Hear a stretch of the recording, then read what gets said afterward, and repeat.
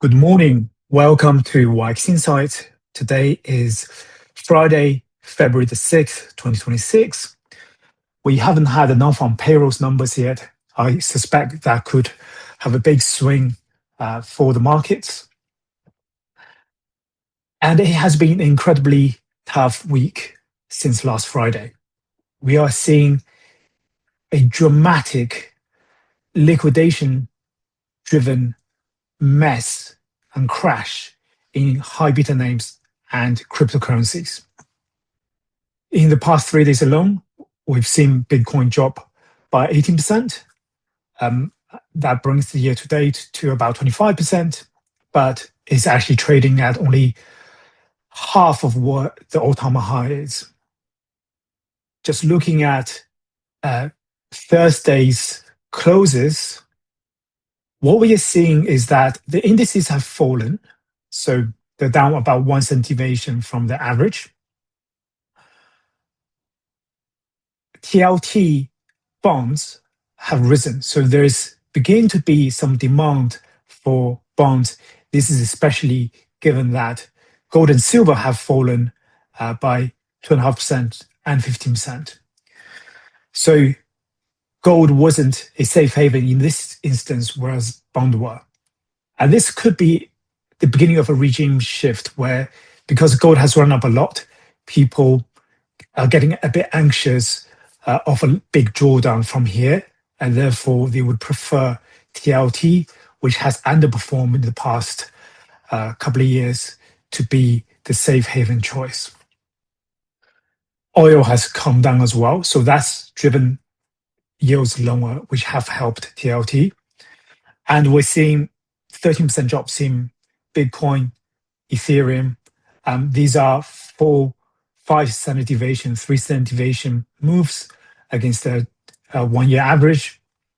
But we also see Amazon, Microsoft, and PLTR all moving down pretty aggressively yesterday, even though leading up to Thursday, there was already a lot of blood on the street.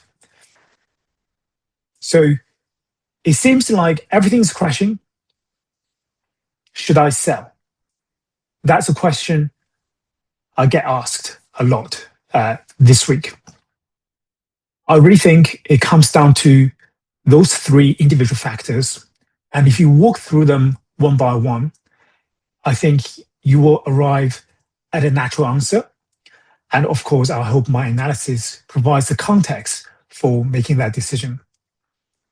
I cannot give investment advice because everyone is individual in terms of the risk preference and the position sizing and the portfolio and the asset classes choices.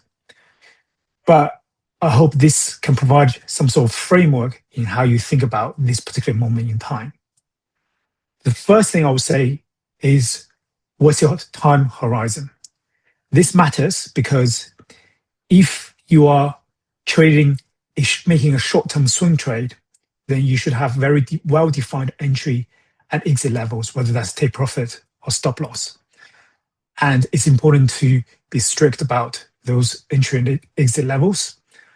So you can always take a small loss early instead of riding all the way down. Because if you originally wanted to target for a 30% return and your stop loss is about 10%, that gives you 3 to 1 risk reward. But now you're down 40%. The original target of 30% doesn't justify such a big drawdown from the time of entry. So managing that risk very early on for short-term trades is really important.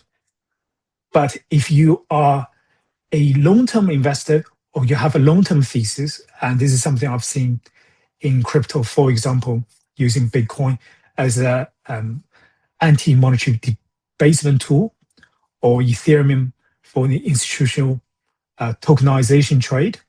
These are long-term theses.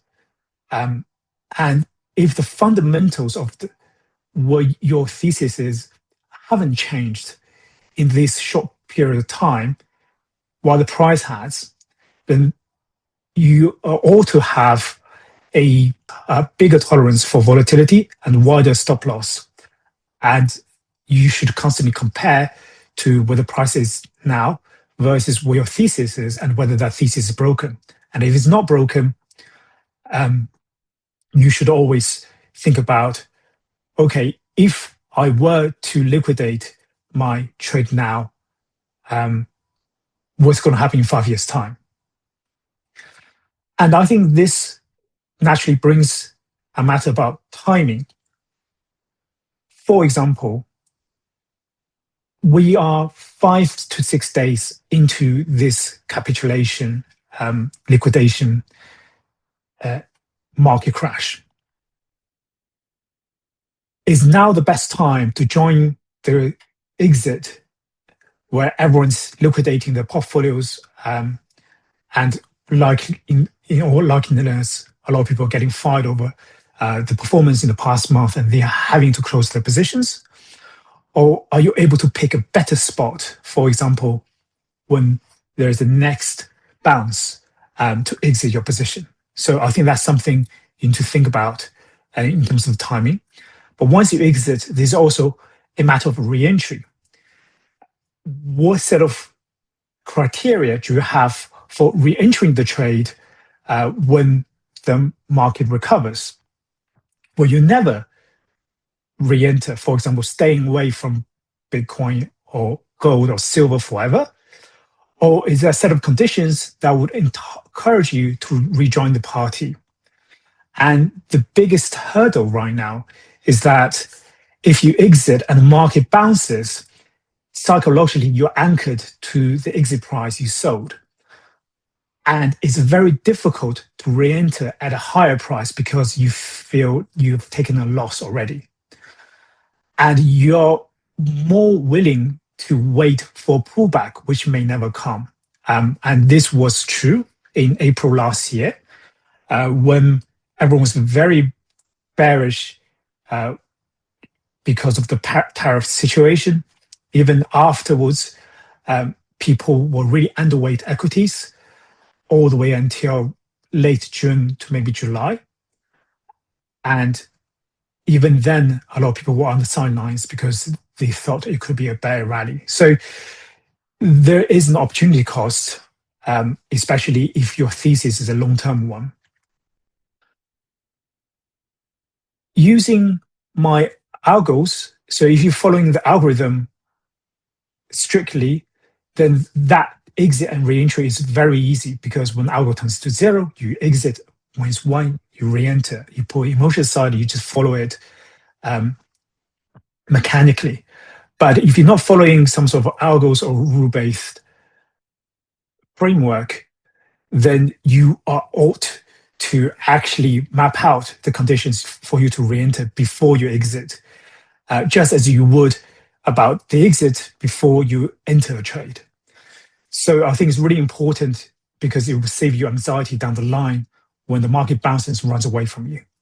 And finally, I want you to question yourself, are you in the right emotional state to make the decision? What I often find is that when someone already has made a mistake in hindsight and they're in a highly anxious state, the mistake tends to compound. The quality of the decisions and actions tend to deteriorate because they are in a panic mood. So if you can remove yourself from that heightened emotional state, either by just leaving the desk, going outside, meeting friends, just shutting down your computer for a few days, I think that will give you a better state of mind to digest whether you want to make the decision or not, and what your plan of action should be subsequently. So now, once you've gone through this framework, I think you will get a really good answer to what you should do next, or if you should do anything at all. So now let's move on to the actual markets. If we look at where SPY is now, so it's down about 4-5% from the highs, but the realized volatility is actually pretty benign. So the bottom pane here is the 21-day volatility against its 1-year average in standard deviation terms. And you can see that during the times of real market panic, for example, August 2024, that's when the carry trade unwind happened, and the March, April 2025, when the tariff issues happened, the volatility picks up substantially and moves towards the 2 standard deviation, or even in this case, 5 standard deviation phase. So you know that actually market is in a widespread panic and people are indiscriminately selling. Whereas if you look at today, the indices are actually pretty calm. So it suggests that the liquidation and the indiscriminate selling is largely contained in the high beta and cryptocurrency side. We are actually not seeing evidence of a dramatic crash just yet. So I think if this starts moving higher, we can be a bit more concerned about the health of the market. And this indicator actually helped me navigate in the November market too, when we started having a drawdown from the all-time high in November. But because volatility was very benign, I could still tell that we were in a buy the dip regime, and subsequently the market recovered to new all-time highs. Something else I've been looking at is the Treasury General Account. This is the US Treasury's balance with the Fed. As you can see, in the second half of January, given the shutdown talks, we saw a rise in the TGA balances, which sucked the liquidity away from markets by about 200 billion. So that is quite substantial given the pace of this rise within just 2 weeks. Since then, it has calmed down, but this preluded a period of market volatility, especially in the high beta names over the past week. And over here at the 900 billion, it is still pretty high compared to what we saw at the beginning of the year when the high beta names actually flew. And we can see that this 800 mark is probably what we need to get to for a major sustained rally in risk assets. The good news is that unlike the previous month ends, we actually haven't had a big blowout in the funding stress, which means the interbank lending market liquidity is actually pretty healthy. And therefore, what we really want is just for this balance to start coming down, liquidity coming back to the market, which it should. Now the government shutdown is resolved, and we can see there's more risk appetite in equities and potentially crypto too. And going back to our first chart here, if you look at the high yield credit, which is a sign for the risk appetite for investors chasing after high yields and not so much concerned about the risk, it's actually been pretty flat during this sell-off. So that means overall, the market risk appetite is still there, but they're just shying away from certain markets. Looking at the treasury yields, the curve actually moved down as a whole in the past week. The long-end bond yields have retreated from the highs. Ideally, we want to see this curve moving lower, especially the long end, which will give a bit more fuel to the growth high beta names and crypto. Also looking at Fed Fund futures, so since Kevin Walsh was confirmed to be nominated, the Fed Fund futures have shown rate cuts, more rate cuts than before, even though the market initially interpreted him to be hawkish. So before his name was dropped, this year-end yield was actually at around 3.2, so implying a 40 basis point cut this year, whereas now it's 3.06, it implies more than 2 cuts by the year end. So incrementally, the market is pricing in more dovishness, especially given yesterday's unemployment report. So I think if we get a poor set of non-farm payrolls report, which we could, given the winter storm issue, especially in the services sectors, we could actually see those yields moving even further down, which will help again boost the equities market. And finally, we're looking at the dollar yen levels.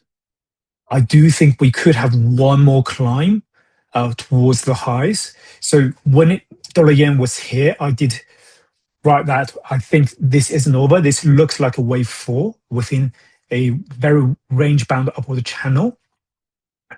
And if dollar yen start rising again, that could be supportive of global risk assets because there's less repatriation risk and there's less risk for carry trade unwind.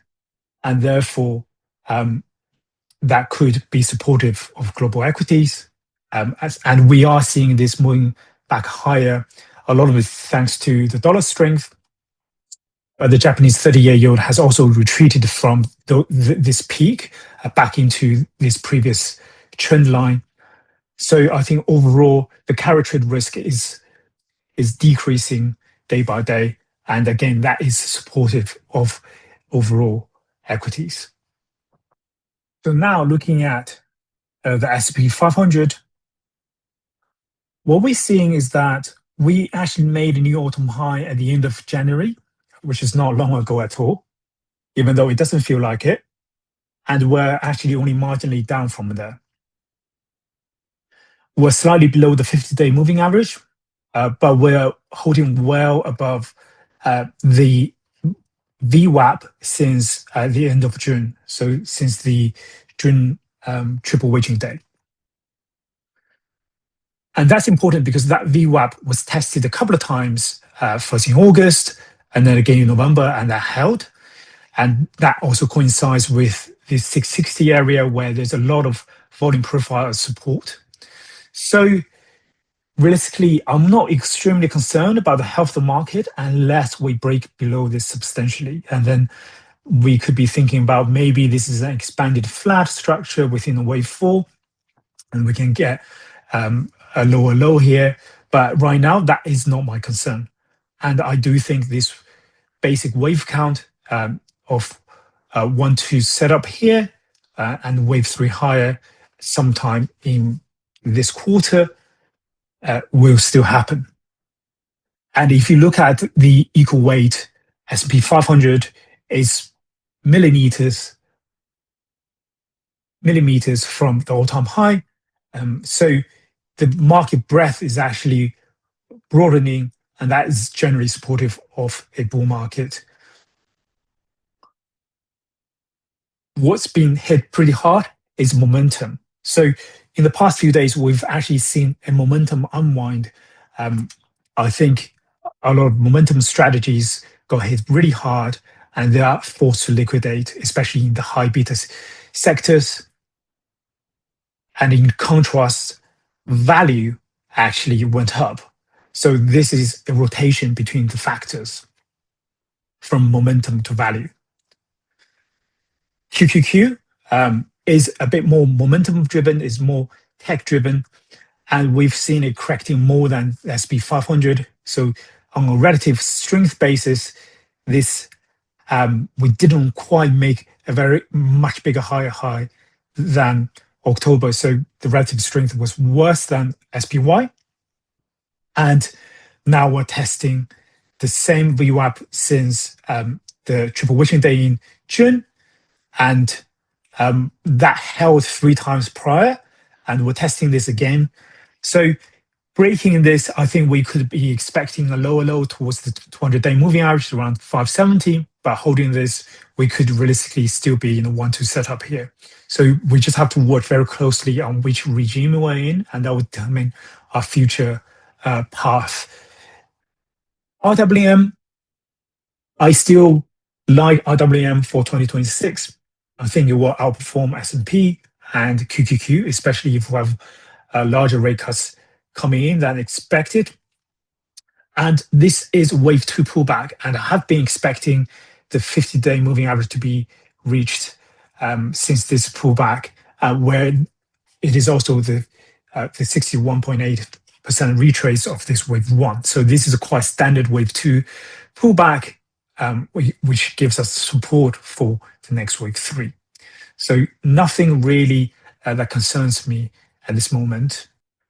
Looking at the US 30-year yield, this could be a head and shoulders pattern for a topping.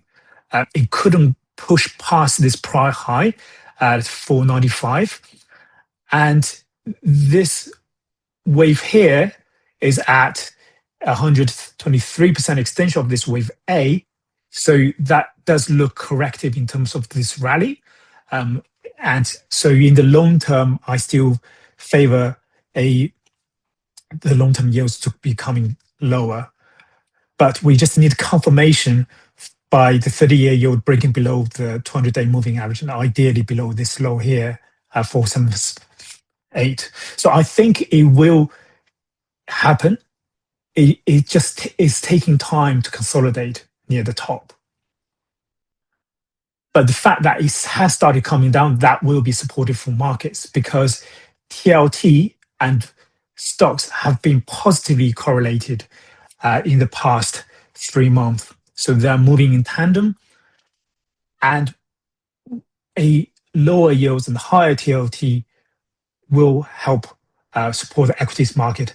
I think it's more symptomatic of liquidity, where there's less demand for bonds and stocks at the same time, which is why bonds are coming down. And that a lot of that was due to the government shutdown and interbank lending market liquidity stress, but all of that are getting resolved. And I think by breaking above this high, we can see a more sustained rally for TLT, and potentially this is the bottom here, which used to be the resistance back in 2025. It is now a supportive region.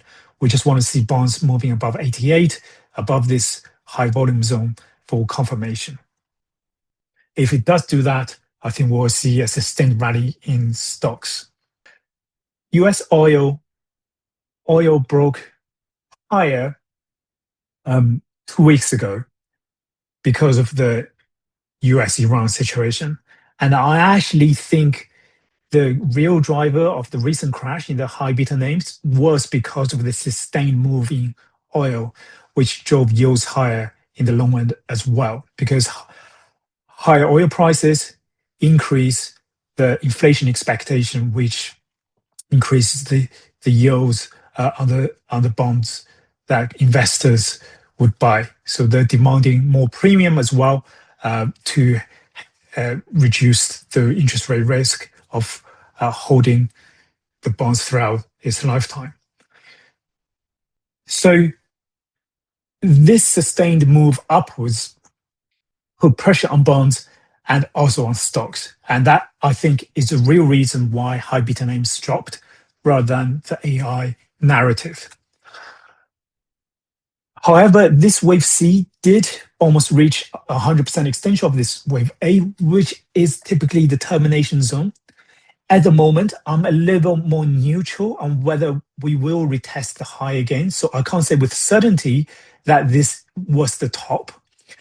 And I think we do need more positive news coming out of the Middle East in terms of a geopolitical resolution between US and Iran for this to calm down. Because realistically, without the geopolitics, the fundamental demand for oil is lower each year, and that versus the supply that is coming out. So, and even if you're taking Iran supply out of the equation, they're sanctioned anyway, there is a lot of spare capacity in OPEC plus countries as well as North America to fill that gap. So I do think the fundamentals aligned to the downside for oil, but it's being held up by geopolitics. And if we can get oil back towards this low 70s zone, that will relieve the pressure from bonds and stocks. Looking at Bitcoin, I Admittedly, I was a little bit surprised by the extent of this fall. And prior to last week, I did expect this to be the start of a new wave, which unfortunately didn't play out. And within just a few days, we are seeing a rapid drop from 84,000 now and all the way down to 60,000. So the extent of this move was beyond my expectation. And that has put the structure into an expanded flat for this wave 4. So prior to this, I expect this to be a flat structure, but potentially a running flat for this wave 4. But now it does look like it's evolved to an expanded flat. And the thing with expanded flats is that this wave down here in wave C tends to be the 161 extension of this wave A. We reached that yesterday and it stretched some all the way down to 1.76. Given it's a volatile market, it doesn't surprise me anymore. But here, I do think with RSI reaching mid-teens, I would expect a sizable bounce here. And I think the shape of the next bounce will determine whether there should be a higher high in this wave 5, or actually will brace for even lower and crypto is all dead. So my apologies for not seeing this rapid drop earlier. But now we're here, we have to play with the hands we're dealt. It's bounced 6% from the lows overnight. Ideally, we want to see a sustained rally test going back to 84 first, where there's a high volume profile. So if you look at the volume candle, at the pivot points where there tends to be a lot of volume accompanied by the crash. So not just yesterday, but back in November, we had a turning point with high volume bar here. And as well as if you look at November 2024, and all those dates where there tend to be pivots with high volume. And also here in August 2024, the parachute unwind, we're putting a massive volume bar here. And that was the beginning of a more sustained rally into end of 2024, the election cycle. So I think this volume plus price action does give me a bit of comfort that we could have bottomed here, at least in the interim, and we should expect a bounce towards the high 70s to 80,000s. So for Ether, we've had 3 waves up and 3 waves down, and that conforms still with my overall expectation of an ending diagonal for wave 5, where each leg of the 5 waves will be an ABC structure. So where this wave C is relative to this wave A is about the 123% extension. And this also happens to be the 0.786 retrace of this leg here. So potentially we're looking at wave A1, wave 1 and wave 2, and then wave 3 and 4 and 5 higher still. So we're still quite early days in that expectation, so I don't want to map it out just yet. We want to see the start of a reversal here, again with a very high volume bar back towards the mid-2000s.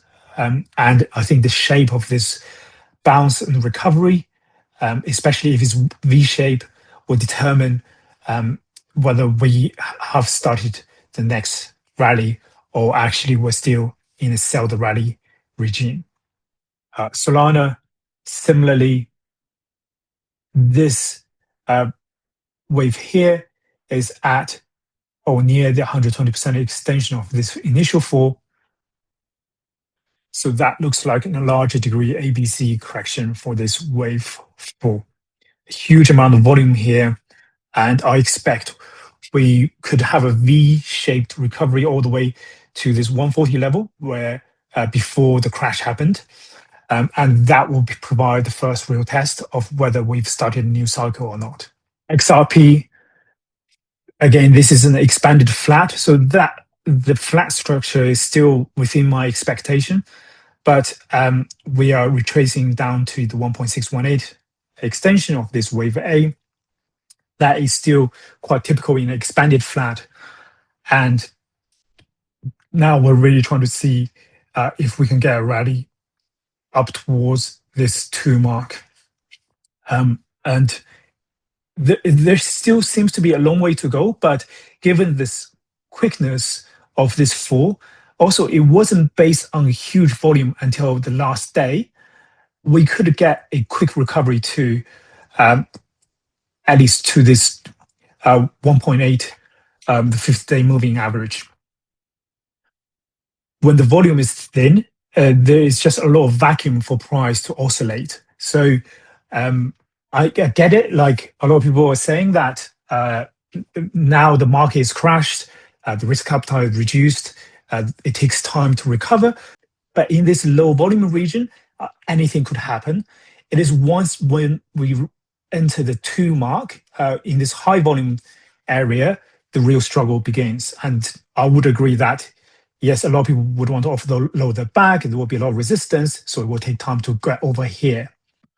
Coinbase, so now the count actually aligns with Bitcoin. I had thought quite hard about how to place this wave versus this, but actually now this does align with Bitcoin in terms of an expanded flat as well. But this wave 5 was very, very extended compared to the prior waves. We're now at a major support zone where we've tested this previously, and it managed to hold. So holding here is pretty critical for the next recovery.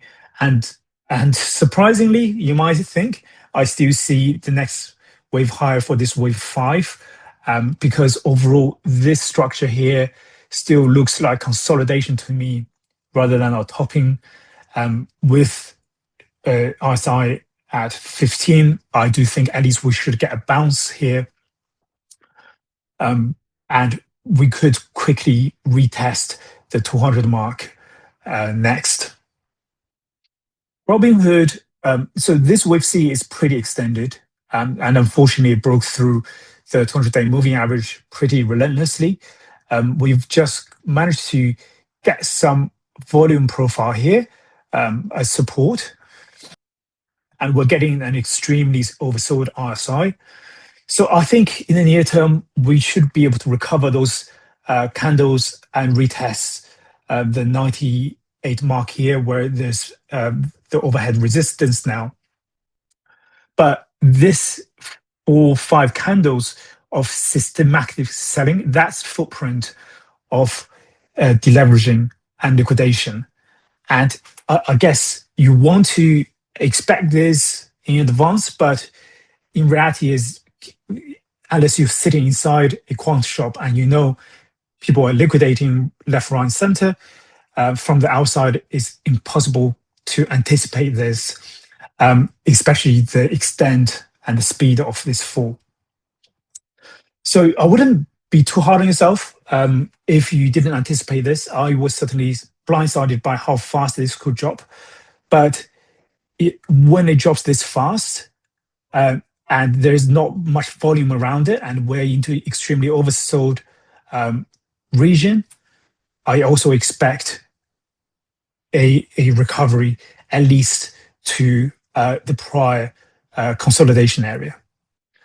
MSTR, I think there's a lot of headlines around, or it's lost billions of dollars in Q4 because of the mark-to-market valuation of its Bitcoin holdings. The same thing will be said about Q1. MSTR's holdings are now underwater in terms of the price they've paid. The average price was around 73K. Now Bitcoin trades at 66K. So they're underwater, but they have no liquidation risk until 2027, for example. That's when the first tranche of debt, convertible debt, is due. So there is still a lot of time for Microsoft to recover and work out how it's going to, what's it going to do before the bonds are being called. In the short term, the fear is quite overblown. It now trades about 1.07 times MNAV. So its price is nearly par to the net asset value. There is an argument that because of the structure of MSTR, there's a lot of tail risk in terms of its position in the capital markets that actually should trade below the book value. I see that, but a lot of this is just convexity. So the MNAV expands when when Bitcoin is in a bull cycle where everyone is chasing after the crypto trade. There's adding momentum strategies, etc. And this MNAV reduces when we're in a downtrend, and the same goes for BMNR, SharpLink. So to argue whether it should trade below or above MNAV is really dependent on where we are in the cycle. So you could argue that there is more room for the downfall because it's still trading above MNAV. But remember that historically it traded at 200% or even 300% MNAV in the bull cycle. So if you're shorting MicroStrategy here after this fall versus Bitcoin, I think there is much less juice now compared to if you were shorting when MNAV was at 200%, for example.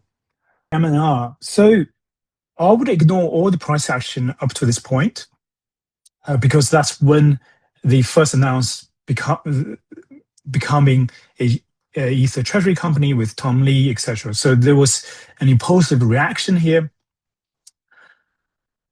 And from this high point here in August, we're seeing a 5-wave down pattern. And now this wave 5 is at the 1.76 extension of this wave 4. So inverse extension of this wave 4. This is quite standard move for wave 5. So unfortunately, we didn't just get a 3-wave down. Now we're looking at a quite a big drawdown from the highs here.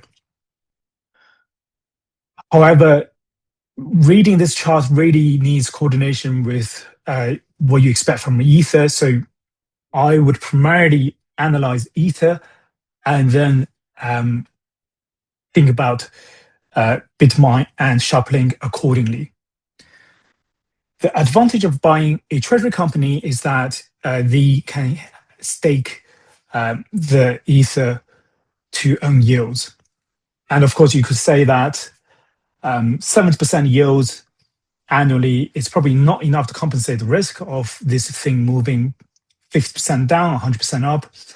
And you'll be right.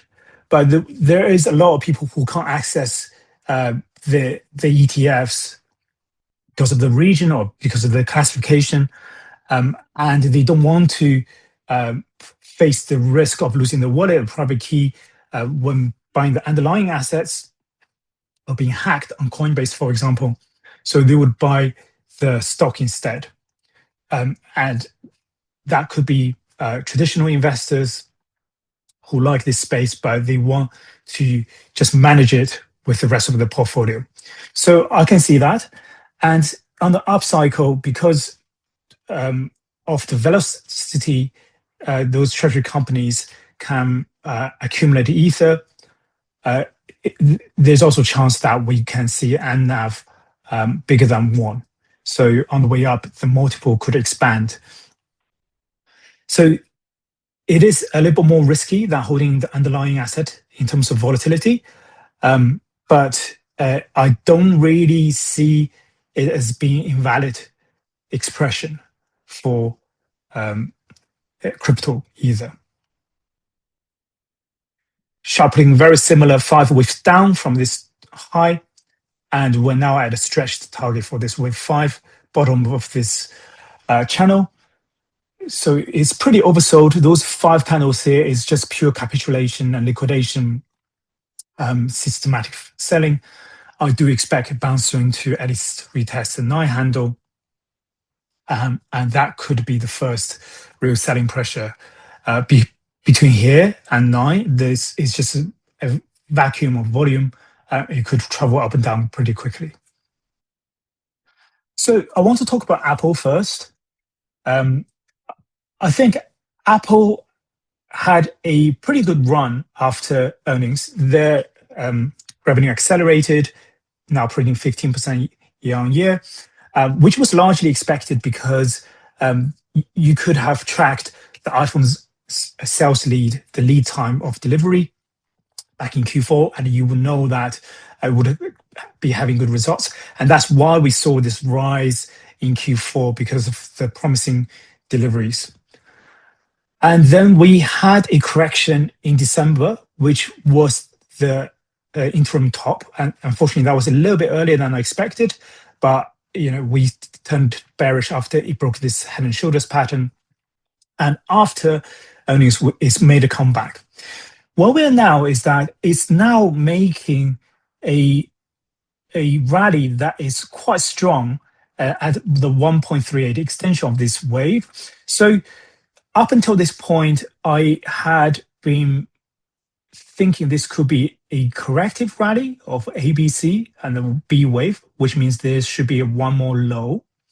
But given the strength of this rally, now I think the chances are quite evenly placed. If we break above 280, I think we can say, okay, this is an impulsive 5-wave run for the next wave higher, and we can remove the odds for this one more low. For now, I do think it's more neutral. It's a 50-50. We just need to see how the price action evolves from here. Amazon printed earnings overnight. I will have a separate report on the earnings itself, but it's determined to spend a ton of capex, which really scares investors nowadays because they're not really sure if it's going to be worth the money or they're just lighting money on fire. Same goes for Meta and Google.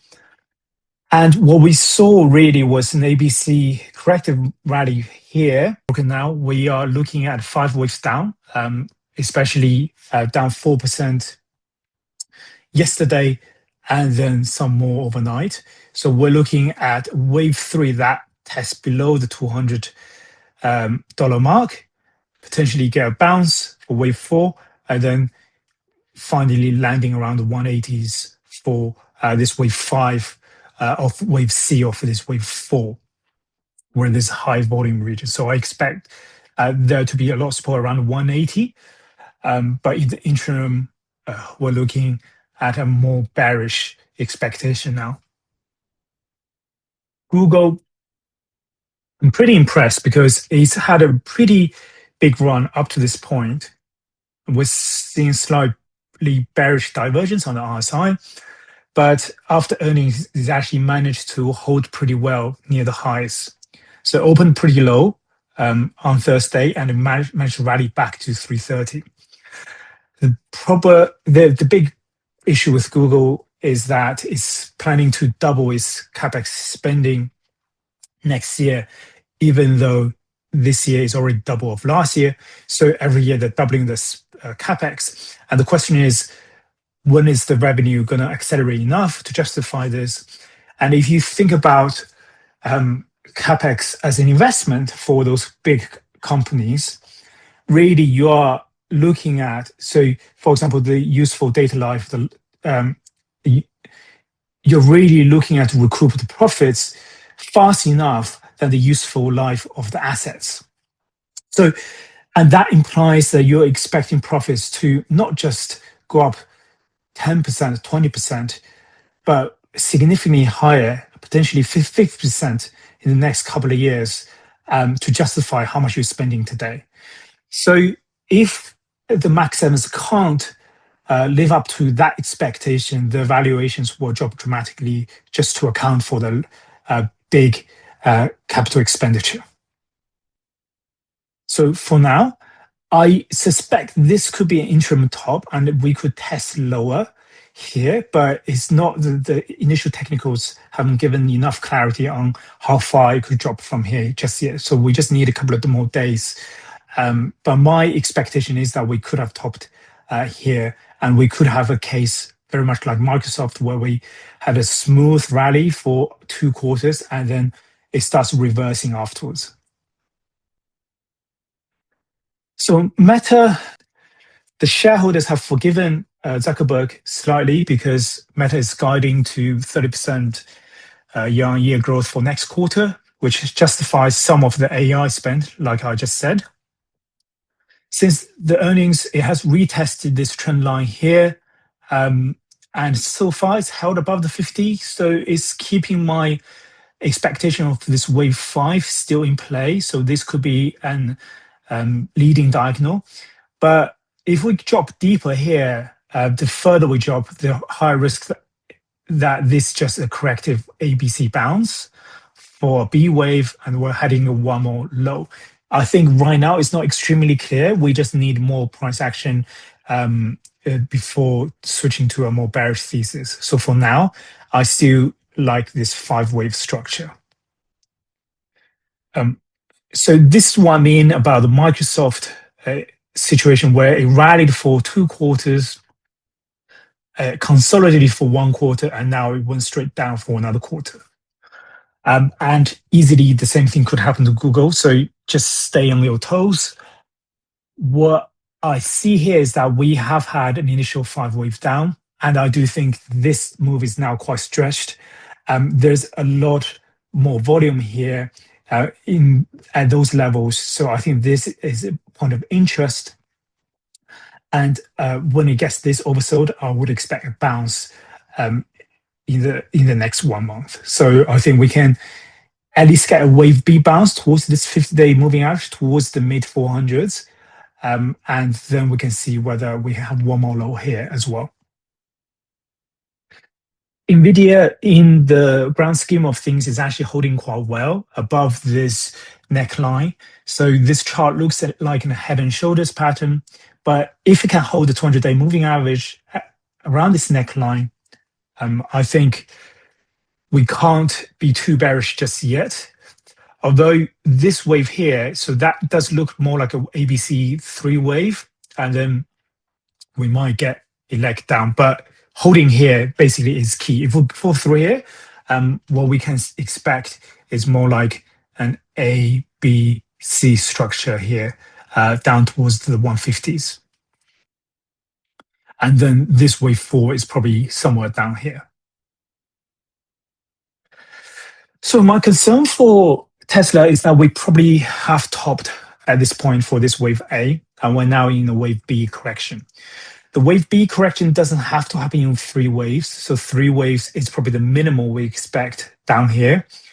And we could get a 1, 2, 3, 4, 5 move all the way down to the low 300s, and then the ABC corrective rally down to low 400s, and then one more low here. So that's still quite possible in the grand scheme of things for this wave B retrace. For now, we're keeping an eye for a more optimistic case where this wave C can end around the 200-day moving average, which is the 100% extension of this wave A. If we break through that, then we're switching to a more bearish alternative, where we could have the 1, 2, 3, 4, 5 initial wave down, and then followed by a corrective rally. Palantir, I monitored this head and shoulders risk for a while and did manifest. So this does look like an ABC correction, where this wave C had 5 weeks sublegs, and this wave 5 is now filling the 200% extension of this wave 4. So that does look like we could have completed this correction first, and whether we have topped concretely and get one more low, it depends on the shape of the next rally. If we get a 3-wave rally, like into this high volume region around 180, and it peters out here, then yeah, we can definitely get one more low, maybe towards 100. But I would expect a bounce in the next few days. Semiconductor, I think this retrace has held around the 50% pullback of this wave 3. So I think this is quite expected. We could still touch the 50-day moving average, but the fact that semis are quite strong relatively, and it hasn't rolled over like the other high beta names, it's actually a positive thing for the broader market. It shows that the AI tailwind or the AI theme is still not quite dead, and is only certain parts of that AI theme, like software, is getting crushed. So I expect one more high in this wave 5 still, and I think we could potentially get that in the next quarter. Uploving, unfortunately, we probably did top in this wave 5 here. I expected a slight more stretch, but after we break below this 200-day moving average, I think that top is pretty much confirmed. And we're actually pretty much looking at a 5-wave down action where we're now testing the 1.618 extension of this wave 1 from the top of the wave 2. We could get a retrace to 480, the 200-day moving average again, and then one more low here in wave 5. And that would only complete the initial leg down. So I think this downward trend is still going to continue. ORCL, this wave 5 is pretty stretched compared to this wave 4. And we're in a low volume zone, so the price can travel quite quickly. As you can see before, it used to be a bullish divergence on the RSI, but now we're actually seeing lower low. So we're in a firm downtrend here. The only positive thing is we could be hitting the bottom of this price channel here. So we should expect a bounce that could potentially tap 190 again. So this bounce could actually reverse quite quickly. And the bear market rallies tend to be quite furious and could catch a lot of people off guard, especially given how quick this move down was. So I would expect at least a retest of this high volume region 190, which is still substantially higher than where we are now. CrowdStrike, I spent a bit of time looking at this chart. I actually couldn't make up my mind on where this chart is going. I think it doesn't really make much sense to draw trend lines below here. There was definitely a more defined trend line resistance, but over here we're approaching the high volume region here. So I expect the interim bounce, especially given the volume, the RSI is now at 20, and we're approaching this high volume zone. The way this bounces will tell the real story about the next leg. So we could get back to 470 in the 200-day moving average, and that becomes a resistance, and then we can get one more low, and then that shape will be a bit clearer. But I do think CrowdStrike has been unfairly punished with the SaaS cohort, because with the rise of agentic AI, cybersecurity is probably more important than ever, as well as the rising tensions in the geopolitics. But at the moment, investors are more or less indiscriminately selling the software cohort, high beta cohort. So CrowdStrike is down quite substantially from the top. Cloudflare, we could be seeing wave C bottoming around 1727 to 140, so there is still more leg to go. This did look like a 5-wave down, a wave B rally. That was a false rally based on the Claude narrative. And then we are traveling below this high volume region. So over here, we could take place quite quickly. Once we get to this level, I would expect some buying interest. This region here is also the initial breakout area after the April crash last year. Broadcom, I think this fall was largely expected. We're looking at wave C down inside this wave 4, and that could land around 260, 270, the 100% extension of this wave A. So for now, it's holding the 200-day moving average, but the overall momentum is on the downside. ASML, it had a pretty strong run. So naturally, I am expecting a pullback in this wave 4. That could be between 1,000 and 1,100. So in the near term, I wouldn't chase this name just yet. ARM Holdings, we're looking at a retrace in this wave 2. that could get to the 95 region even. That's the 0.78 retrace of this one. After the earnings, we are seeing consolidation. So not a lot has changed after earnings. Momentum is picking up, which is good. So that is always a bullish divergence.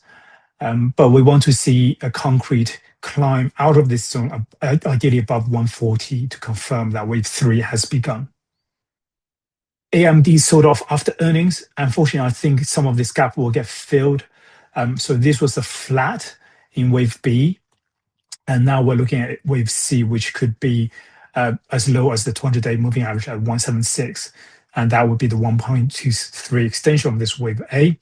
And that could set up a proper wave 1-2 setup for the next leg higher.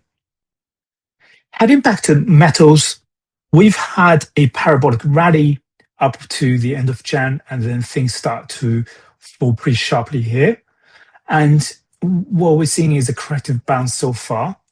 The thing is, I probably wouldn't rule out a bigger bounce just yet, although I wouldn't expect a new high either. So I think the market could be consolidating in a wide range around the 400 mark for GLD. Again, GDX it's found a bounce since last Friday, but the momentum isn't great at the moment. This bounce looks corrective. So we just have to watch on how it unfolds in terms of the shape of this bounce before we can derive where wave C lands. And I do think we could test 70 at some point, where there's a bit more volume here, or even the 200-day moving average. But the shape of that fall is by no means certain right now. Silver, big part of this crash happened in Asia hours, and it happened within 1 to 2 hours. The market was down 14%. Now, could we get a bounce here? I think for now, I'm neutral. I certainly don't expect one more high just yet, but I don't think you can rule out a corrective bounce that gets close to, for example, 98, which is the 0.78 retrace of this initial fall. Similarly, for silver miners, we could still get a corrective bounce towards 110 to fill out a wave B bounce before one more low. Palladium, exactly the same. There is still a potential bounce towards 185, filling out this gap before we get one more low here. So I definitely wouldn't rule it out. Platinum as well. So that does look like a 5-wave down for this first leg. It could go a bit lower. Subsequently, we still could get a corrective rally towards 240. And for copper, this looks like a wave 4 retrace that's testing the 50% retrace of this wave 3. I think we can touch the 50-day moving average, but I do think there is one more high here for wave 5. This doesn't look finished in terms of the structure.